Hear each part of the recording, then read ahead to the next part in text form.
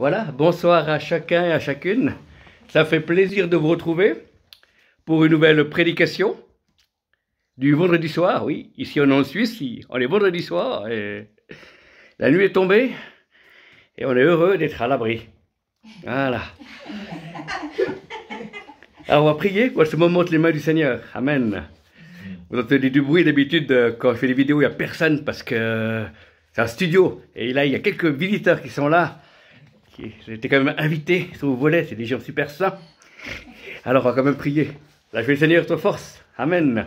Eh bien Seigneur, merci pour ta présence, merci pour la vie, merci pour la liberté que nous avons en toi. Nous libérons ta parole, mieux de nous, dans le nom de Jésus. Nous lions toute attaque du malin, dans le nom de Jésus. Nous amenons toute pensée captive, en obéissance de la parole de Dieu. Et nous proclamons que l'Esprit Seigneur, là, est la liberté. Dans le nom de Jésus, tu agis au-delà de pensons, imaginons et demandons. Dans le nom de Jésus, Amen et Amen. Jésus est vivant. Il n'a pas changé. L'Église va avancer et il y a des freins.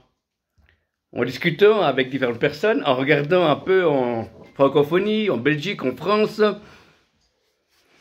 on aimerait reprendre les activités de vie d'église, on aimerait pouvoir se réunir, puisque maintenant on se réunit par petits groupes, puisqu'il y a des certains nombres de quantités de personnes qui ont le droit d'être ensemble. Il y a des freins qui sont là et personne ne met des mots dessus. Et j'ai aperçu qu'il y a 3 freins qui stoppent actuellement, qui freinent l'église de la francophonie. 3 freins que le diable a tiré le frein. 3 freins qui ralentissent l'église. Alors certains pasteurs, certaines églises ne voient rien du tout et continuent à avancer. Cette semaine, avec ma voiture, je suis sorti du parking d'un supermarché, j'ai oublié de mettre le frein, j'ai laissé le frein à main et j'ai reculé et ça fait... Voilà, et tout de suite j'ai remarqué qu'il y a quelque chose qui n'allait pas. Et spirituellement c'est la même chose. L'église va avancer, il y a une mission, gagner des âmes, il y a une mission, préparer le retour de Jésus, parce que Jésus va revenir. C'est pas un titre de science-fiction, hein, mais Jésus va réellement revenir. C'est sérieux. Même si je dis ça d'une manière joyeuse, parce que la joie du Seigneur est trop forte. Amen. Amen. On a le droit de rire de l'église, on a le droit d'être heureux de l'église, on a le droit de s'aimer, on a le droit de vivre, parce que Dieu est un Dieu de vie. Nous savons que l'ennemi est vaincu. Amen. Amen. Mais nous devons discerner. Ouais, moi je ne suis pas parmi les chrétiens qui voient le diable partout, nous on voit Dieu partout. Amen.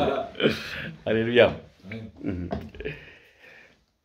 Donc le premier frein que nous allons voir dans un instant, j'invite les gens qui ont leur Bible sur n'importe quel support, de les ouvrir dans Zacharie 4, verset 6. Zacharie 4, verset 6. Je lis de la version Martin. Je dis pour rien, hein, elle porte le même prénom que moi avant que je sois mort, mais c'était déjà, c'est pas le même Martin, n'ayez pas peur. Voilà. Alors, Zacharie 4, verset 6, ça c'est le remède. Hein. Ah. Zacharie 4, verset 6. Et il répondit et me dit, c'est ici la parole de l'Éternel à Zorobabel, disant, ce n'est point par armée ni par force, mais par mon esprit, a dit l'Éternel des armées. Ou d'autres traductions disent ni par force ni par puissance, mais par l'Esprit du Seigneur. Amen. Ça, c'est le remède. La parole de Dieu est un remède. Amen. Puisque celui qui nous donne le médicament est toujours vivant. Du siècle au siècle. C'est fantastique. C'est un médicament qui ne peut pas être périmé. Hein. Il va de le mettre au frais. Il est toujours valable. C'est la parole de Dieu. Le ciel et la terre passeront, mais mes paroles resteront, a dit Jésus. Amen. Donc le premier frein que l'ennemi a mis dans l'Église, qu'on le veuille ou non, c'est une réalité vraie, je dirais. C'est la frayeur. La frayeur et la peur sont partout, dans l'Église et à l'extérieur de l'Église. On a peur d'attraper le coronavirus, on a peur de tes vaccins, on a peur de différentes choses. Et il y a des esprits de peur qui sont là, qui n'y avait pas il y a quelques années en arrière. Et cette frayeur est là. Et on voit les non-croyants comme les croyants qui sont saisis par cette peur, par cette crainte de l'avenir. Qu'est-ce qui va se passer? Et le Seigneur m'a dit, il ne faut pas regarder à l'avenir. Il faut regarder jour après jour. Amen. Il est éternel présent. Alors que cette pandémie, que ce demi-confinement puisse durer longtemps ou pas longtemps, il faut avoir les yeux fixés sur le Seigneur et pas sur les difficultés. Certains disent, mais est-ce qu'il va être prêt pour le retour de Jésus? J'ai peur, tout ça. Et il ne faut pas regarder là-dessus. Il faut regarder au Seigneur. Si tu quittes les yeux, le Seigneur, là, tu vas te noyer, tu vas faire comme Pierre qui marchait sur l'eau, hein, pendant qu'il ne regardait pas les circonstances, mais regardait à Dieu. Il continuait à marcher sur l'eau. C'était dans les évangiles. Et tout d'un coup, il a vu les circonstances, il a vu le vent, puis il a commencé à s'enfoncer. Et puis il a dit, Jésus, sauve-moi. Et Jésus a tendu la main et il a relevé Pierre, qui avait quand même marché sur l'eau, hein, avant de se noyer. Ah, c'est le mérite, hein. C'est un disciple qui se mouille. Ça, c'est bien. Donc, la peur, la frayeur, c'est l'ennemi qui amène cela. Pourquoi? Pour tuer notre foi, pour pouvoir nous faire douter des promesses de Dieu, pour pouvoir nous faire dire, tu vois, c'est moi qui suis plus fort. Et c'est vrai, l'ennemi est le prince de ce monde. La Bible dit que le monde entier est sous la puissance du malin. Mais il rappelle que quand même Dieu est au-dessus de tout. C'est lui qui est la toute-puissance. Amen. Il est le tout-puissant. Alléluia. Et Dieu, il est intelligent. Parce que quand il a créé le diable, quand il a créé Lucifer, il a 3 choses qu'il n'a pas données au diable. La première chose qu'il n'a pas donnée au diable, c'est la toute-puissance. Seul Dieu est tout-puissant. Amen. Le diable, il est puissant, mais il n'est pas tout-puissant. C'est l'Éternel des armées, El Shaddai, qui est tout-puissant. Ce qu'il n'a pas donné au diable, c'est la sainteté. Il n'y a que Dieu qui est saint. Ça à l'Éternel des armées, et toute la terre est remplie de sa gloire. Et ce qu'il n'a pas donné à l'ennemi, c'est l'amour. Seul Dieu est amour. Le diable est là pour dévorer et détruire. Et des 3 choses, il n'a pas donné, parce qu'il savait qu'il y avait possibilité que le diable pouvait partir. Parce qu'on n'achète pas l'amour de Dieu, on n'a pas été programmé. Les anges aussi n'étaient pas programmés pour aimer Dieu, c'est un choix. Mais il savait que ça pouvait arriver, c'est pour ça qu'il n'a pas eu ces 3 choses. C'est ce que disait mon père spirituel, c'est pas de moi. Hein? Voilà. Et de même que pour l'homme, dans le jardin d'Éden, Dieu a mis 2 arbres, du bien et du mal, et l'arbre de la vie. Il y avait 2 arbres. Pourquoi? Parce qu'il savait que si on touchait un des 2 arbres, on pouvait mourir. Mais Dieu nous laisse libre. Et il ne peut pas avoir d'amour sans désobéissance. Amen, ce ne sera pas de l'amour.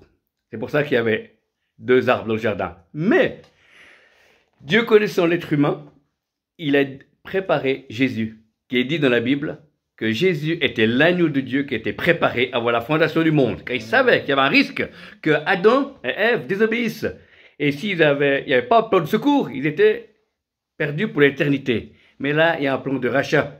Jésus est mort et ressuscité, il est à la droite de Dieu, il vient te libérer, il vient te faire passer des ténèbres à la lumière. Amen. On a les pieds sur terre, mais notre esprit est déjà dans l'éternité. Amen. C'est la vérité. L'éternité, c'est long, surtout vers la fin, disait quelqu'un. Hein? Dieu nous a sauvés, pas pour quelques jours, mais pour l'éternité. Et la vie éternelle, ça commence déjà maintenant. On n'a pas la plénitude de la vie éternelle, mais on est en marche. Alléluia. On est en chemin. On va de gloire en gloire. Donc, le diable peut faire peur. Il y a des situations qui nous font peur et ce n'est pas le diable. Hein. Si moi, je sors de la rue, je ne regarde pas à gauche, à droite, une voiture qui vient, je l'évite, je peux avoir peur, ce n'est pas un mauvais esprit, c'est moi qui n'ai pas attentif. Amen. Mais j'ai vu qu'il y a des fois des esprits de peur et de crainte. Quelle différence? Eh bien, si c'est une circonstance qui nous fait peur, ce n'est pas un mauvais esprit. Mais s'il n'y a rien qui nous fait peur et tout d'un coup on est pris de la peur en pleine nuit, en plein travail, ou à différents endroits dans un magasin, eh bien, c'est peut-être des esprits. Amen. La Bible dit, on pas des contre la chair et le sang, mais contre les autorités et les puissances dans les lieux célestes. Que faire? On se met sous le sang de Jésus, on les lit et on proclame que celui qui est en nous est plus fort que celui qui est dans le monde. Amen. Celui qui se garde lui-même, le malin ne le touche pas. C'est la parole de Dieu qui le dit. Vous donnez autorité pour marcher sous la puissance de l'ennemi et rien ne pourra vous nuire. Rien ne pourra vous nuire. Y compris votre belle-mère.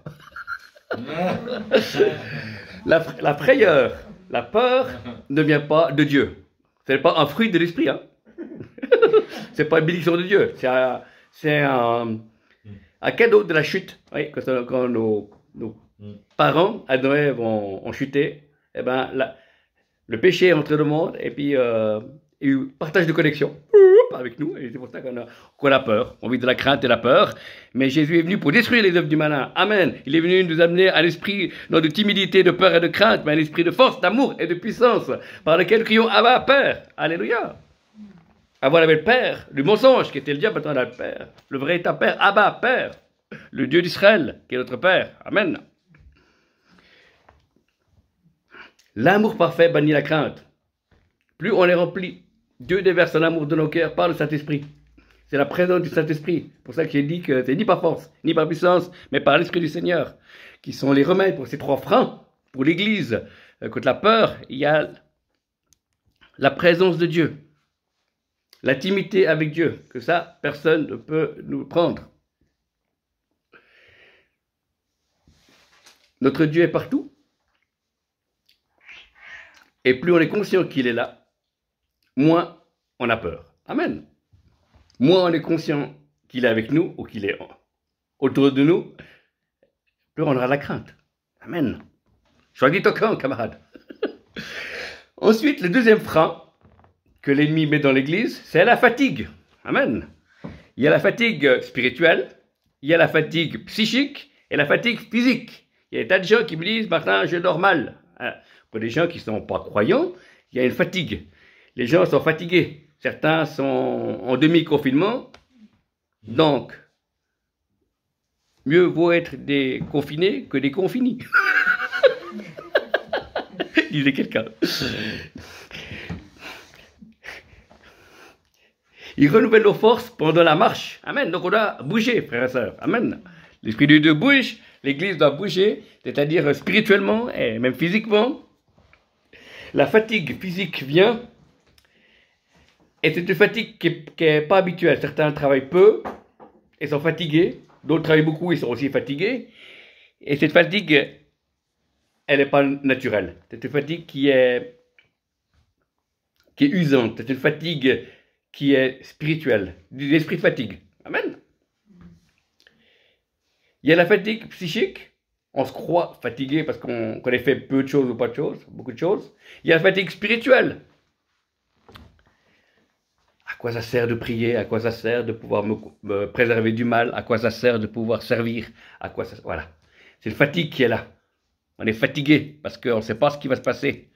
Parce que nous, on est conditionnés à voir le présent, mais Dieu est déjà dans le futur. Amen. C'est fantastique. C'est mieux qu'un film de science-fiction.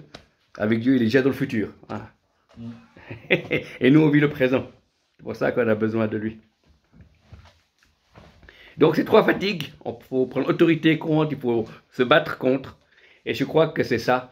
Les enfants de Dieu ont appris à être bénis par Dieu, mais n'ont pas appris à combattre. C'est la faiblesse de l'église de francophonie. C'est qu'on a une église qui est venue pour recevoir les bénédictions de Dieu. Et Dieu veut nous bénir, mais c'est incomplet. On ne l'a pas appris qu'on devait aussi lutter. Amen.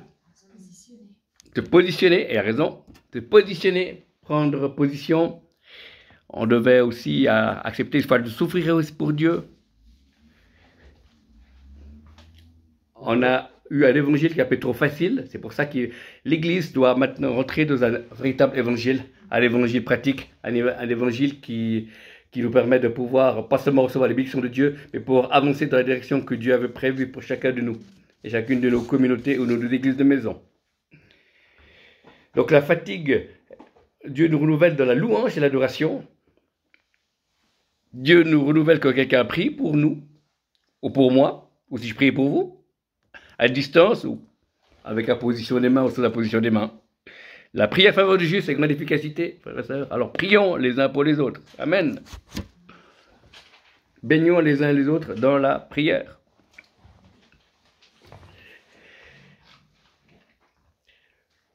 Et le 3e frein, c'est le fatalisme. Frayeur, fatigue et fatalisme. Amen. Alors, ça ne changera pas. Ce virus, il est toujours là.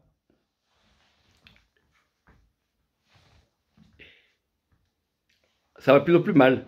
Il y a un fatalisme qui vient et qui tue notre foi. Et pour éviter cela, il faut simplement rester dans la présence de Dieu et dire, Seigneur, je te remercie, je te loue. Pas parce qu'il y a le virus, je te loue pas parce qu'il y a des difficultés économiques ou professionnelles, mais je te loue parce qu'il y a ta présence. Et la présence de Dieu est une force pour l'Église, qu'on a oublié. Amen. Amen. La présence de Dieu est une force. Et plusieurs moments, moi je ne suis pas en plein temps de ministère, dans mon travail, de concierge, le matin à 6h30 le matin, eh ben, Dieu vient et il me donne la force. Je sens, il m'a donné ces messages. Et il me donne de la force. Et il me visite. Et quand on est touché par Dieu, eh ben, il y a de l'espérance qui vient. Et beaucoup d'enfants de Dieu, je discutais avec une sœur au téléphone qui disait, beaucoup de chrétiens ont perdu l'espérance. Ils n'ont pas perdu la foi, ils croient toujours en Jésus, ils ont perdu l'espérance. C'est vrai, il y a un fatalisme qui vient. Et il nous faut lutter contre ces 3 freins. Et une fois que ces 3 freins sont sous nos pieds, amen, eh ben, l'Église va pouvoir prendre une nouvelle dimension, une nouvelle vitesse. Et cette vitesse va empêcher l'ennemi de nos âmes de nous freiner.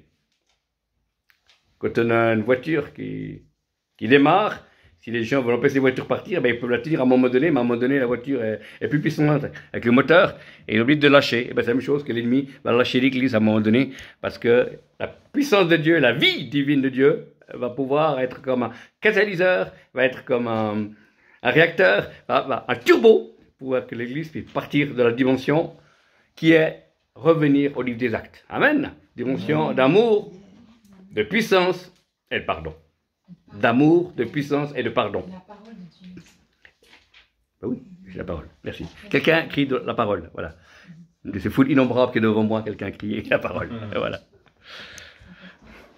Important. Voilà, exactement. Donc le fatalisme, c'est quelque chose qu'il nous faut parler différemment.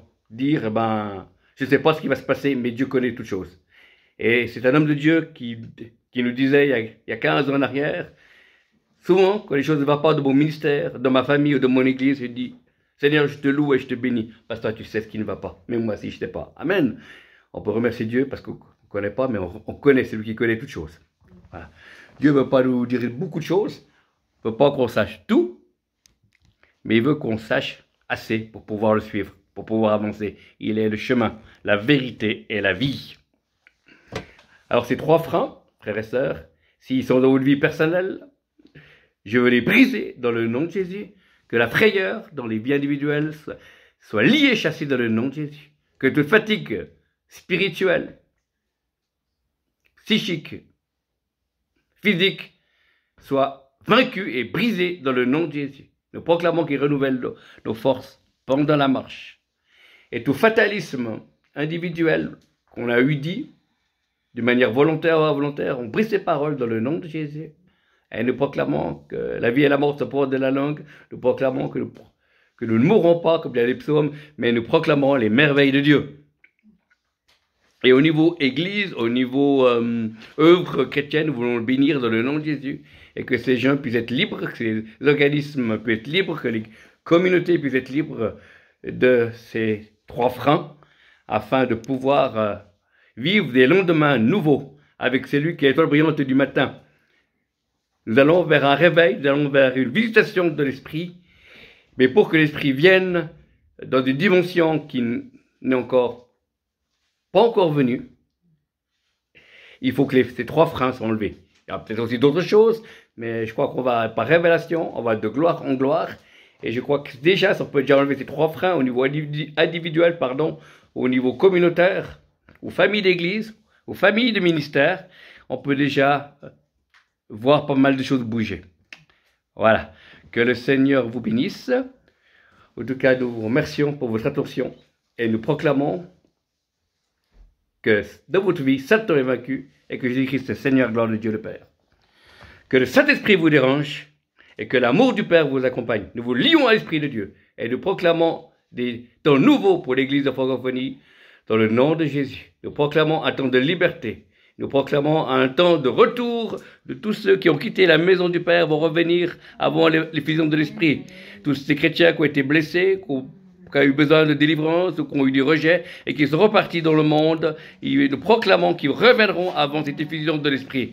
Nous proclamons aussi une huile de guérison des cœurs brisés qui va également toucher plusieurs hommes et femmes dans la maison de Dieu. Nous proclamons également une restauration de tous les ministères, hommes et femmes qui ont abandonné le ministère, mais qui sont des authentiques enfants de Dieu, à cause des souffrances, d'incompréhension. Nous proclamons qu'ils vont revenir dans la maison de l'Éternel. Nous proclamons que Dieu fait toutes choses nouvelles. Nous proclamons que nous sommes au début de quelque chose de nouveau que nous ne pourrons pas contrôler, mais lui, il a tout contrôle et il désire régner encore en vous et au travers de vous. Mon frère, ma soeur, Dieu a besoin de toi dans ce temps de préparation au réveil. Il a besoin de ton cœur, alors garde-le propre. Il a besoin de ton âme et ton esprit. Alors remplis-toi de sa présence, remplis-toi de la Bible, remplis-toi des bonnes œuvres. Recherche les choses d'en haut. Garde ton cœur plus que tout, car de lui vient les sources de la vie. Que celui qui a les oreilles écoute ce que l'Esprit dit à l'Église. Que le Seigneur vous bénisse. Shalom. Shalom.